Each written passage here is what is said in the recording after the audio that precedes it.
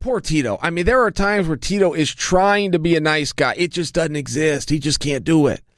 He just got an inability. He is a narcissist to the highest of levels, and he's a terrible communicator to the highest of levels. So when you combine those two, you really have a thing of magic. Okay, this is great. First off, Tito's doing his post-fight speech, and he's thanking everyone in the world, right? He does not know at this point, part of his narcissism, combined with he's just generally not very intelligent. He does not know nobody's watching. He thinks he is performing this in 1 million plus households, okay? He does not understand by any level of metrics that the people that are there live were given tickets and nobody bought this show. So he's cutting this interview, this heroic moment, this winner's moment interview. I mean, Jiminy Christmas, it took him 5 minutes and he wasn't in there in a fight. It took him 4 minutes before he realized, I'm not fighting anybody. There's nobody in here. There's just a guy over here. I just need to go touch him one time and we can all go home. And it still took him over 4 minutes to touch him.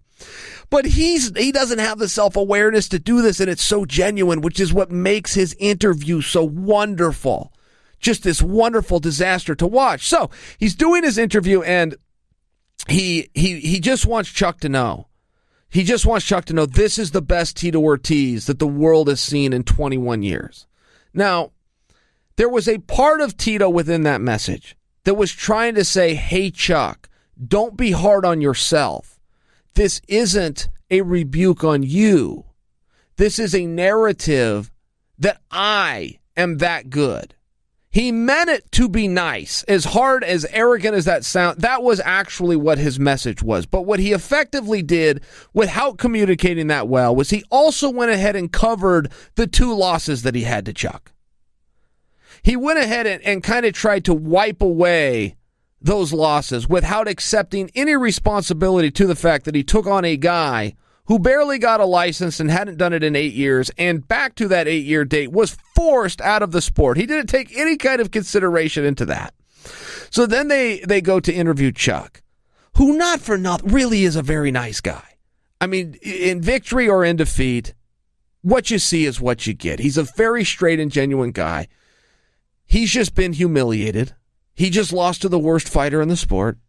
A guy who he openly said ahead of time is the worst fighter in the sport, and if I can't beat him, I don't even belong in this sport. And he's trying to say his piece like a gentleman when all he wants to do is get to the back, hang his head, and pretend this didn't go into denial for about the next hour before he gets in a shower and goes on about his day. That's just how this works. Tito cuts into the interview. Okay, this is Chuck's moment, and it's Chuck's moment largely because, and even in defeat, this will be his last moment in front of an audience with a microphone. This will be his last moment. In many ways, the likelihood of that is very realistic.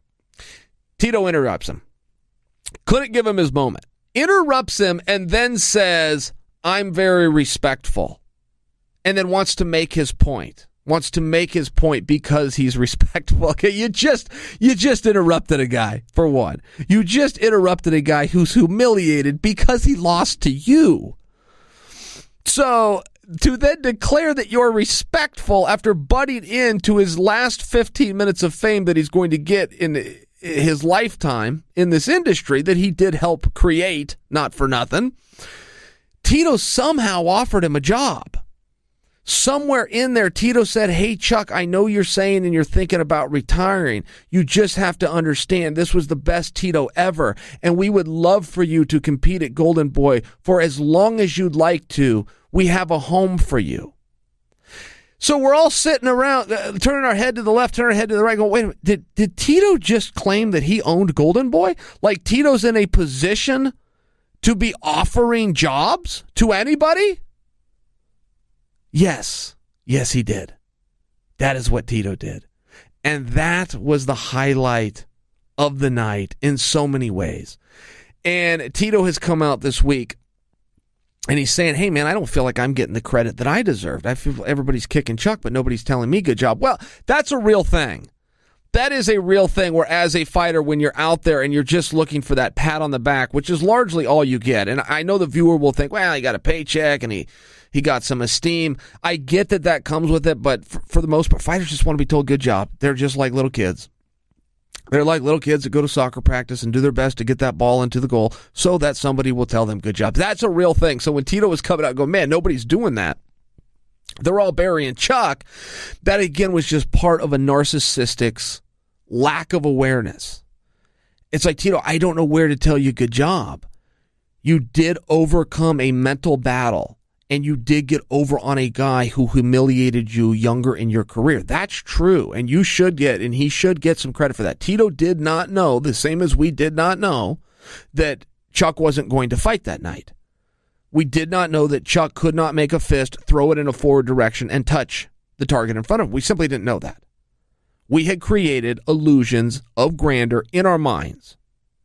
So Tito does get credit because he was in the same spot. He didn't know that. He does not get credit for the fact that for 4 minutes fighting nothing, was able to do nothing. He was able to secure no major shots, no takedown, no submission attempts, no clinch, no ground, nothing. He was able to do nothing for 4 minutes fighting nobody.